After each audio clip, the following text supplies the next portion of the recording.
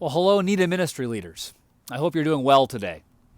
I just want to remind you that in the middle of a difficult season, God is working.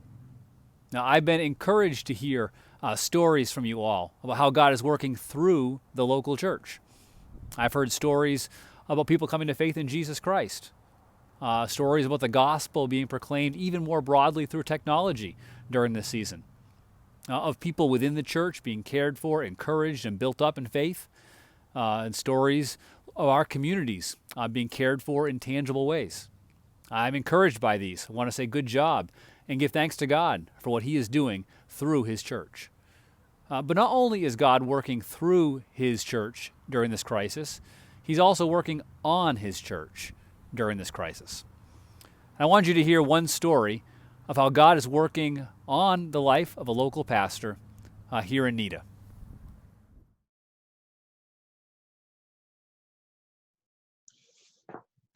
Psalm 86:11 says, "Teach me your way, O Lord, and I will walk in your truth. Give me an undivided heart that I may fear your name."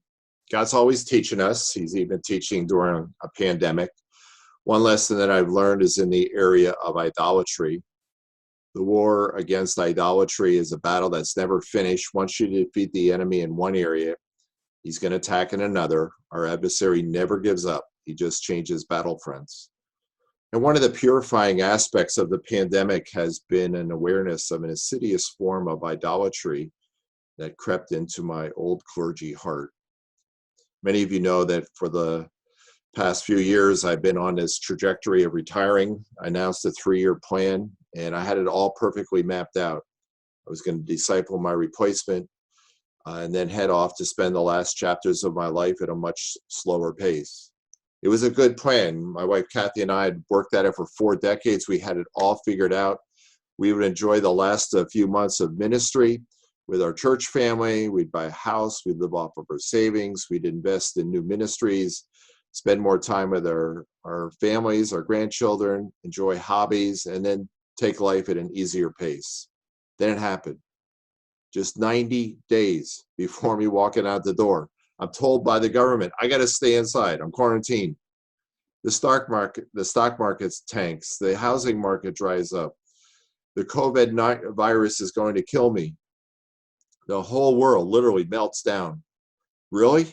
This can't be happening. I mean, during my emotions during those early days were nothing but panic, bitterness, and great disappointment.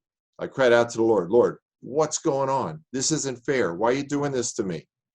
Don't you know that I have this plan?" To be honest, that's what was going on in my heart. It's ugly, but it's true. And I went into this whining and moping mode, which was really crippling to my effectiveness as a pastor and even as a Christ follower.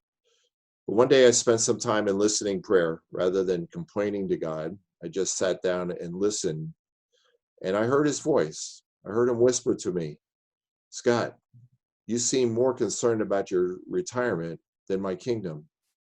And that was my aha moment.